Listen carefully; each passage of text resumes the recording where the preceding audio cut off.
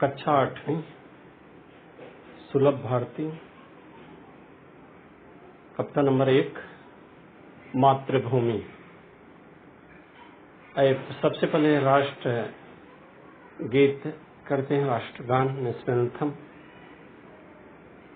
जनगण मन अधिनायक जय हे भारत भाग्य विधाता, पंजाब सिंधु गुजरात मराठा द्राविड़ उत्कल बंग, विंध्य हिमाचल यमुना गंगा उच्छल जलधि तरंग। तव शुभ नामे जागे तव शुभ आशीष मागे, गाहे तव जय गाथा जनगण मंगलदायक जय हे भारत भाग्य विधाता। जय हे जय हे जय हे जय जय जय जय हे। जय हिंद। अब आइए, प्रतिज्ञा है, इसको पढ़ते हैं क्योंकि क्लास शुरू होने के पहले सब होना जरूरी होता है प्रेयर का। प्रतिज्ञा हमें लेना है कि हमें क्या प्रतिज्ञा लेना है और क्या करना है, ये सब बहुत जरूरी इंपॉर्टेंट होता है स्टूडेंट्स के लिए। भारत, आप आगे हाथ करेंगे, राइट हैंड आगे बढ़ाएंगे, पंजा बंधा हुआ, पंजा एकदम खुला हुआ, मुट्ठी गधी नहीं होनी चाहिए, खुला होना चाहिए, उंगलियां सब सटी होनी चाहिए, सामने एकदम सीधा हाथ रखिए। भारत मेरा देश है, सभी भारतीय मेरे भाई बहन हैं, मुझे अपने देश से प्यार है, अपने देश की समृद्ध तथा विविधताओं से विभूषित परंपराओं पर मुझे गर्व है। मैं हमेशा प्रयत्न करूंगी कि उन परंपराओं का सफल अनुयायी बनने की क्षमता मुझे प्राप्त हो। मैं अपने माता पिता, गुरुजनों और बड़ों का सम्मान करूंगी और हर एक से सौजन्यपूर्ण व्यवहार करूंगी। मैं प्रतिज्ञा करती हूं कि मैं अपने देश और अपने देशवासियों के प्रति निष्ठा रखूंगी। उनकी भलाई और समृद्धि में ही मेरा सुख निहित है। जय हिंद, जय भारत। आइए देखिए, अब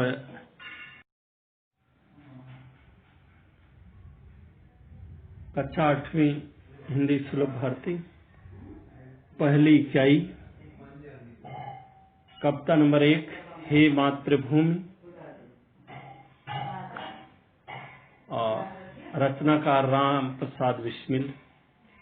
परिचय। जन्म 1897, शाहजहांपुर उत्तर प्रदेश। मृत्यु 1927 ईस्वी, गोरखपुर उत्तर प्रदेश। परिचय। राम प्रसाद बिस्मिल भारत के महान स्वतंत्रता सेनानी ही नहीं बल्कि उच्च कोटि के कवि, अनुवादक, बहुभाषाविद व साहित्यकार भी थे। आपने देश की आजादी के लिए अपने प्राणों की आहुति दे दी। सरफरोशी की तमन्ना आपकी प्रसिद्ध रचना है। बिस्मिल उपनाम के अतिरिक्त आप राम और अज्ञात के नाम से भी लेख व कविताएं लिखते थे। प्रमुख कृतियां मन की लहर, आत्मकथा आदि, पद्य संबंधी। प्रस्तुत कविता में क्रांतिकारी एवं स्वतंत्रता सेनानी कवि राम प्रसाद बिस्मिल जी ने मातृभूमि के प्रति अपने प्रेम एवं भक्ति भाव को व्यक्त किया है। यहाँ आपने मातृभूमि की सेवा करने और देश हित में निछावर हो जाने की लालसा व्यक्त की है।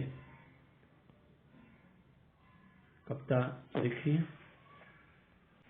अर्थ बताऊंगा एक एक करके। देखिए, हे मातृभूमि तेरे चरणों में शीश नवाऊं, हे मातृभूमि तेरे चरणों में शीश नवाऊं, मैं भक्ति भेंट अपनी तेरी शरण में लाऊं, तेरी शरण में लाऊं। माथे पे तू हो चंदन,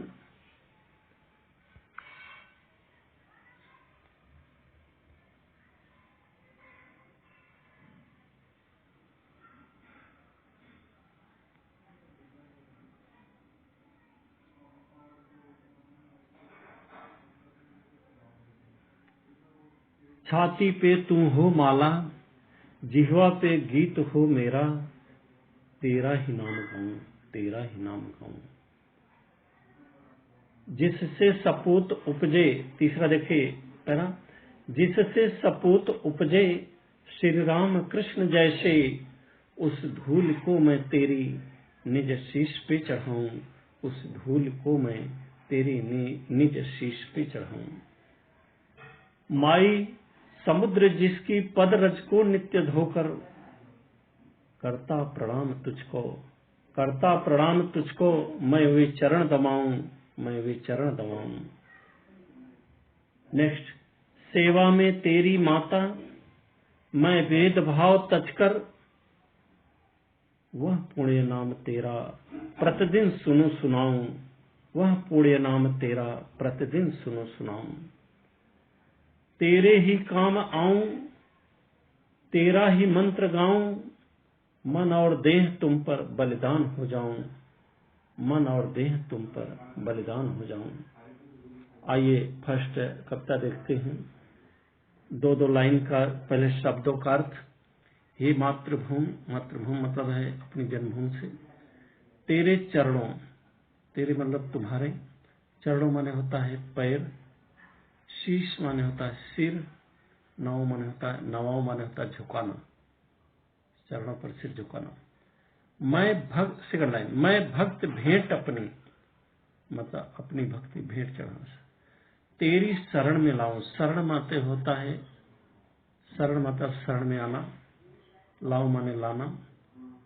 अब पोएम देखिए, पोएम पहले पढ़ देता हूं फिर अर्थ देता हूं। हे मातृभूमि तेरे चरणों में शीश नवाऊं, मैं भक्त भेंट अपनी तेरी शरण में लाऊं। अर्थ देखिए, यहां कवि अपनी मातृभूमि की वंदना करते हुए कहता है कि हे मातृभूमि, मैं तेरे पवित्र चरणों में अपना सिर झुकाता हूं। मैं भक्ति भाव की भेंट तुझे अर्पित करने के लिए तेरे शरण में आया हूं। अर्थात कभी अपनी मातृभूमि पर सर्वस्व सब कुछ निछावर करने को तत्पर है। नेक्स्ट, एक बार वापस फिर से एक बार देख लीजिए इसको। हे मातृभूमि तेरे चरणों में शीश नवाऊं। यहाँ इस कविता में कवि कहता है, अपनी मातृभूमि की वंदना करते हुए कहता है कि हे मातृभूमि, मैं तेरे चरणों मतलब पवित्र चरणों में शीश अपना सिर झुकाता हूं। मैं भक्ति भाव की भेंट तुझे अर्पित करने तेरी शरण में आया हूं। अर्थात कभी अपनी मातृभूमि पर सर्वस्व न्यौछावर करने को तत्पर है। सेकंड, माथे पे तू हो चंदन, छाती पे तू हो माला, जिह्वा पे गीत तुम हो मेरा, तेरा ही नाम गाऊं, तेरा ही नाम गाऊं। अर्थ, शब्दों का माथे माने होता है फॉरहेड, इंग्लिश बोलते हैं सिर, माथे। पे मतलब होता पर, मतलब सिर पर, माथे पर। चंदन, चंदन मतलब तिलक जो लगाते हैं। छाती पे, छाती माने सीने पर, अर्थात यहाँ गले से है, गले में। तू हो माला, माला हार। सेकंड लाइन, जिह्वा पे गीत तू हो मेरा। जिह्वा मतलब होता है जीभ, टंग। पे माने पर, तू हो मेरा, तेरा ही नाम गाऊं मतलब तेरा ही नाम बना। अब पोएम देखिए। माथे पे तू हो चंदन, छाती पे तू हो माला, जीवा पे गीत तू हो मेरा, तेरा ही नाम गाऊं। कभी अपनी मातृभूमि से कहता है कि मेरे माथे का चंदन अर्थात तिलक, छाती अर्थात गले की माला, वह जीभ अर्थात जुबान पर जो गीत है वह सब कुछ तुम्हारे नाम का ही तो है। मैं सदैव तुम्हारा ही गुणगान करूं या करना चाहता हूं, अर्थात कभी अपनी मातृभूमि के परत पूर्णतः समर्पित है, पूरी तरह से समर्पित है। नेक्स्ट, जिससे सपूत उपजे श्री राम कृष्ण जैसे, उस धूल को मैं तेरी निज शीश पे चढ़ाऊं। शब्दों कर देखिए, जिससे सपूत, सपूत माने होता है सुपुत्र माने लायक लड़का, उपजे माने पैदा होना, जन्म लेना। श्री राम कृष्ण, भगवान राम और कृष्ण। सेकंड लाइन, उस धूल, धूल मतलब होता मिट्टी को, तेरी निज शीश पे चढ़ाओ। तेरी माने तुम्हारे, निज माने तुम्हारा, निज माने खुद के यानी अपने सेल्फ, शीश माने होता है सिर, माथे पर, पे माने पर, चढ़ाओ माने चढ़ाना। ठीक है, इसका मतलब है तिलक लगाना। जिससे सपूत उपजे श्री राम कृष्ण जैसे, उस धूल को मैं तेरी निज शीश पे चढ़ाऊं। अर्थ देखिए अब इसका, कभी अपनी मातृभूमि से कहता है कि जिस धरती पर, कहता है जिस धरती पर भगवान राम और कृष्ण जैसे सपूतों का जन्म हुआ है, उस धरती की, मातृभूमि की, उसकी धूल को मैं अपने सिर पर या माथे पर चढ़ाना चाहता हूं। अर्थात कभी अपनी मातृभूमि की महानता के आगे नतमस्तक है। नेक्स्ट, माई समुद्र जिसकी पद रज को नित्य धोकर, माई समुद्र जिसकी पद रज को नित्य धोकर, करता प्रणाम तुझको मैं वे चरण दबाऊं, मैं वे चरण दबाऊं। शब्दों का अर्थ यहाँ पर है, माई का होता माँ, मदर, समुद्र समझ रहे हैं, पद, पद माने होता पैर, रज मीन्स होता धूल, पैरों पर लगी हुई धूल, धूल। नित्य, नित्य माने रोज या प्रतिदिन, धोकर मतलब होता धोना, पैरों को धोना। करता प्रणाम तुझको, तुझको माने तुम्हें प्रणाम करना, नमस्कार करना। मैं वे चरण दबाऊं, मैं माने मैं, कभी अपने लिए कह रहा है। चरण माने होता पैर, दबाव माने दबाना, स्पर्श करना, नमन करना। यहाँ पर पोएम देखिए, माई समुद्र जिसकी पद रज को नित्य धोकर, करता प्रणाम तुझको मैं वे चरण दबाऊं, मैं वे चरण दबाऊं। अर्थ देखिए इसका, कभी कहता है कि हे मां, समुद्र जिसके पैरों की धूल को अपने जल से लगातार प्रतिदिन धोता रहता है, धोकर प्रणाम करता है, मैं भी उन्हीं चरणों को दबाना चाहता हूं, नमन करना चाहता हूं। अर्थात कभी मातृभूमि की सेवा करना चाहता है। नेक्स्ट देखिए, सेवा में तेरी माता, सेवा में तेरी माता, मैं भेदभाव तजकर वह पुण्य नाम तेरा प्रतिदिन सुनूं सुनाऊं। एक बार फिर से, सेवा में तेरी माता, मैं भेदभाव तजकर वह पुण्य नाम तेरा प्रतिदिन सुनूं सुनाऊं। शब्दों का सेवा में तेरी माता मतलब सेवा, मतलब सेवक, कभी अपने को सेवक प्रस्तुत करता है, सेवा करने वाला। मैं भेदभाव को तजकर, भेदभाव मतलब भेदभाव से ऊपर उठकर, तज माने छोड़ करके, भेदभाव को छोड़कर, तज कर माने छोड़कर, वह पुण्य नाम, पुण्य मतलब होता पवित्र नाम तेरा, मातृभूमि के लिए कह रहा है, प्रतिदिन सुनूं सुनाऊं, प्रतिदिन माने हर रोज, सुनूं और सुनाऊं भी, दूसरों से कहूं भी। पोएम देखिए, सेवा में तेरी माता मैं भेदभाव तजकर, वह पुण्य नाम तेरा प्रतिदिन सुनूं सुनाऊं। कभी अपनी मातृभूमि से कहता है कि मैं हर प्रकार का भेदभाव त्याग कर, छोड़कर तुम्हारी ही सेवा करना चाहता हूं। मैं प्रतिदिन सिर्फ तुम्हारे नाम का ही, मैं प्रतिदिन सिर्फ तुम्हारे नाम का ही गुणगान करना चाहता हूं और तुम्हारे नाम को ही सुनना चाहता हूं और दूसरों को सुनाना भी चाहता हूं, अर्थात गुणगान करना चाहता हूं। अर्थात कवि के लिए उसकी मातृभूमि सर्वस्व और सर्वोपरि है, यानी सब कुछ है। नेक्स्ट लास्ट का, तेरे ही काम आऊं, तेरा ही मंत्र गाऊं, मन और देह तुम पर बलिदान में जाऊं, बलिदान में जाऊं। शब्दों पर तेरे ही काम आऊं, यानी कभी अपने जीवन को कह रहा है, समर्पित करता है।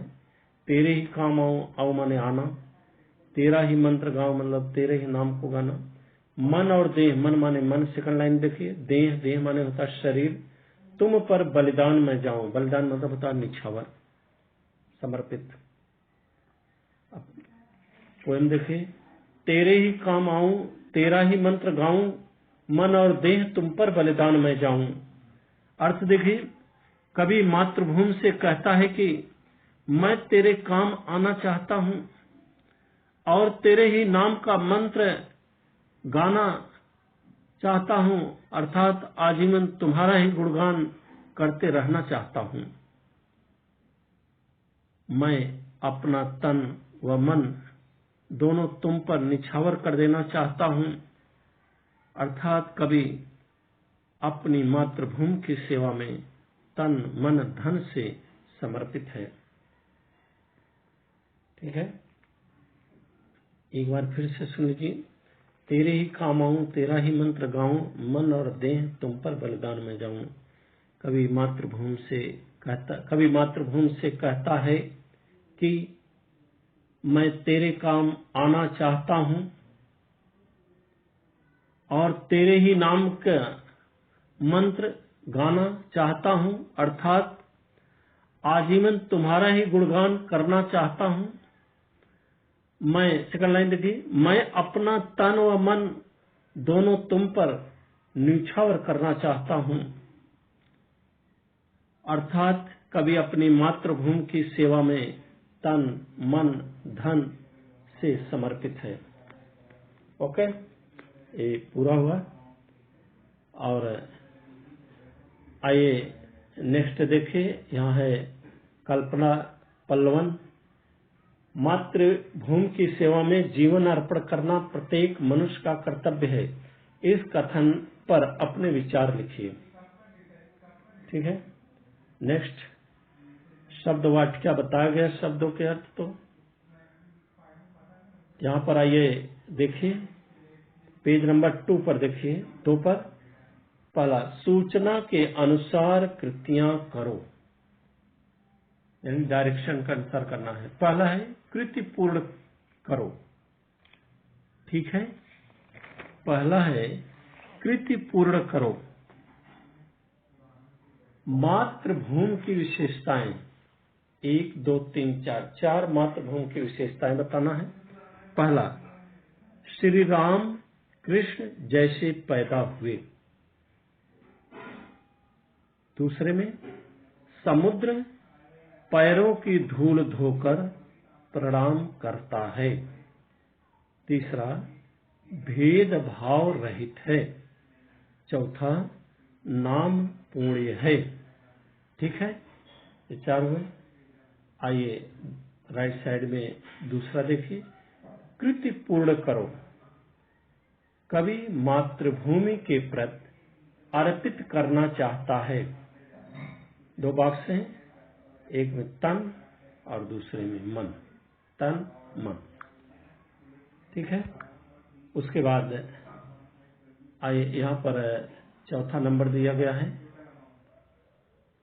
कविता की पंक्तियां पूर्ण कीजिए। इसको मैंने बताया जैसे वैसे कर लीजिए। तीसरा देखिए, तीसरा दूसरे वाले के नीचे है तीसरा, एक शब्द में उत्तर लिखो। एक शब्द में उत्तर लिखो। पहला है, कवि की जिह्वा पर इसके गीत हूं। किसके? मातृभूमि, यहां मातृभूमि। दूसरा, मातृभूमि के चरण धोने वाला समुद्र। तीसरा, मातृभूमि के सपूत श्री राम कृष्ण। चौथा, प्रतिदिन सुनने सुनाने योग्य नाम तुम्हारा, यानी मातृभूमि। चौथा और पांचवा, मातृभूमि के चरणों में इसे नवाना है, सिर, ये कवि के सिर। इसके बाद आप आइए यहां पर, भाषा बिंद चिन्ह है, निम्न विराम चिन्हों के नाम लिखकर उनका वाक्य में प्रयोग करो। इनको सेंटेंस बनाना है, चिन्हों को लिखना है, उसका नाम बताना है, फिर उसके बाद सेंटेंस आपको बनाना है। या मैं करके दिखा देता हूं। पहला देखेंगे, पूर्ण विराम चिन्ह है, एक चिन्ह लगाए, उसके आगे तीर का निशान लिखिए, पूर्ण विराम चिन्ह। पूर्ण विराम चिन्ह, वाक्य लिखिए।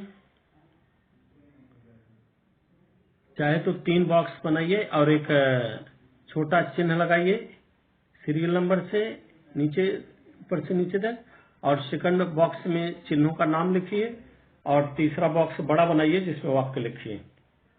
पहला है पूर्ण विराम, पूर्ण विराम चिन्ह, वाक्य, राम अपनी मां से मिलने गया। आप अपने ढंग से सेंटेंस बना सकते हैं, पूर्ण विराम। दूसरा चिन्ह लगाइए, अर्ध विराम चिन्ह से बोलते हैं। क्या बोलते हैं? अर्ध विराम चिन्ह। वाक्य, हम इस समस्या से लड़ेंगे, अर्ध विराम चिन्ह लगाइए, इसे सुलझाएंगे भी, इसे सुलझाएंगे, पूर्ण विराम। हो गया। तीसरा, ये प्रश्नवाचक चिन्ह है, इसको लगाइए, क्वेश्चन मार्क। इसको हिंदी में कहते हैं प्रश्नवाचक चिन्ह। वाक्य, तुम कहां जा रहे हो, क्वेश्चन मार्क आगे लगे, प्रश्नवाचक चिन्ह, तुम कहां जा रहे हो, प्रश्नवाचक चिन्ह। अब आइए चौथा, जिसे आप डैश बोलते हैं, योजक चिन्ह। वाक्य, माता पिता की सेवा करना चाहिए। माता पिता के बीच में डैश आएगा, योजक चिन्ह लगाइए, ठीक है। माता पिता की सेवा करना चाहिए। नेक्स्ट, अब आइए फिर, ये भी प्रश्नवाचक चिन्ह डबल आ गया है, इसको छोड़िए। नेक्स्ट आगे है विस्मयादि बोधक चिन्ह, विस्मयादि बोधक चिन्ह, ठीक है। इसको वाक्य लिखिए, सचमुच, विस्मयादि बोधक चिन्ह आगे लगा दीजिए, सचमुच चित्र सुंदर है, ठीक है, पूर्ण विराम कर दीजिए आगे। नेक्स्ट आइए, चिन्ह,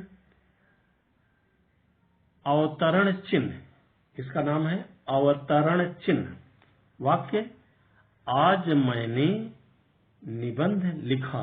निबंध जो अवतरण चिन्ह में बंद कर दीजिए, निबंध में अवतरण चिन्ह लगाए, दोनों तरफ से निबंध। आज मैंने निबंध लिखा, पूर्ण विराम। सातवां है आगे, आप यहां लिखिए दोहरा अवतरण चिन्ह। दोहरा यानी डबल है, दोहरा अवतरण चिन्ह का इसका नाम है। वाक्य लिखिए, पिताजी ने कहा, अब दोहरा अवतरण चिन्ह आगे लिखेंगे। पिताजी ने कहा, गणेश, यहां विस्मयादिबोधक चिन्ह लगाइए गणेश का आगे, तुम झूठ बोलना छोड़ दो, पूर्ण विराम। ये सेंटेंस यहां से गणेश से लेकर के झूठ बोलना छोड़ दो, दो तक ये दोहरा अवतरण चिन्ह हो जाएगा। अब लास्ट का देखिए, निर्देशक चिन्ह, माइनस की तरह से निर्देशक चिन्ह अवतरण चिन्ह से बड़ा होता है। वाक्य, राजा गरज पड़े, अवतरण चिन्ह लगाइए आगे, निर्देशक चिन्ह लगाइए। मूर्ख रास्ता छोड़, दोहरा अवतरण, मूर्ख रास्ता छोड़ दोहरा अवतरण लगेगा तो बंद कर देंगे। इस तरह से यह आपका पूरा हुआ। ठीक है।